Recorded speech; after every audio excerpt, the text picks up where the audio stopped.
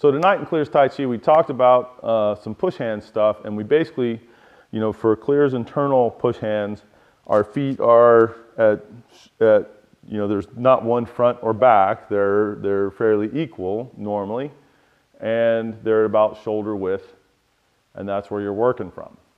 And a lot of push hands, and we will practice some where we are at like a bow stance, you know, this kind of a stance, and still be able to do it. The difference is to know that you're doing it so that you really are working internal skill, building internal skill, using internal skill. And what you see from a lot of folks is that they will get out into this kind of a position where they're here and they're out here and they're doing it, and he'd try to catch me any way you can, and all you got to do is run from him and get away. And there's no real skill in that.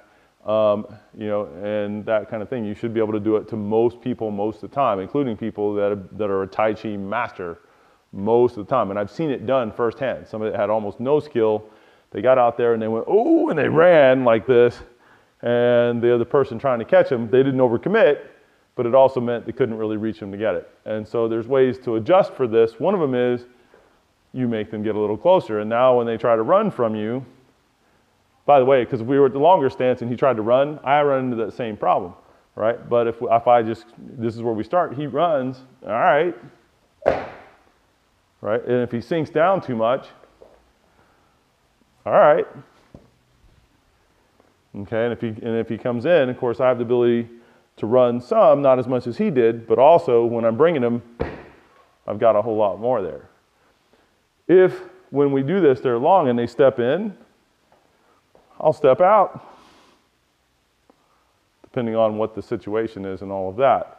Or I'll step in enough to where they can't run away enough, and if they step back out, well, I'll step back in again. And so there are solutions for it. The other thing we addressed was the idea of both turning, and turning if you're here, and shifting, and also turning and shifting if you're playing it the way we're playing it there. And also this idea of sort of rocking or a roundness to it and keeping the roundness and the roundness in the shape no matter where or how you're playing.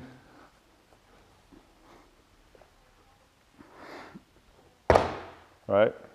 And keeping it like that. And if you first start going, grr, figure out where your air is at in terms of relaxation from head to toe, in terms of movement, in terms of position and that kind of, and all of that, or are you starting to collapse instead of moving well and coming into it? All right. From there, we did add the idea that you can shift from the back to the front in an obvious way, and that will make for a pretty good blast. Try to catch me a little bit. Like so. And then you can do it internally as well,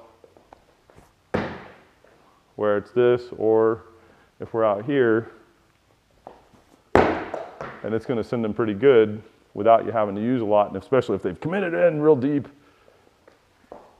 So there could be a pitch, but he put the brakes on, and then you switch. No real effort on your part if it's done right.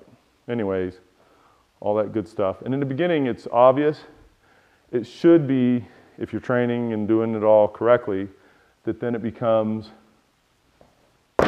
not so obvious. Same thing if we're on body.